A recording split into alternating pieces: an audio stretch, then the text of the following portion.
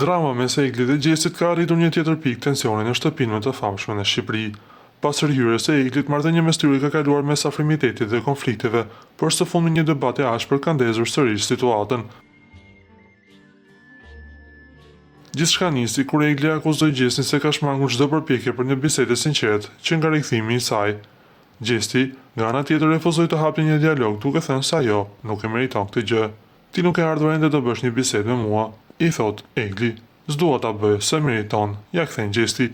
Se ka që i papjekur je kalama, bërtit në shtëpi si budalla, nuk e bëre kur një bisedë të qetë, se si e burr ta bësh, ja kthen Egli. Përplasja e tyre ka shkaktuar një mori reagimesh në rrjet. Disa ndjekës mbështesin qendrimin e Eglit, duke i quajtur ata të drejtë për drejtë dhe pa filtra, ndërsa të tjerë shohin Gjestin si të sulmuar padrejtësisht. Se si do të vazhdojë marrëdhënia e tyre, kjo na mbetet vetëm për ta parë në ditët në vazhdim.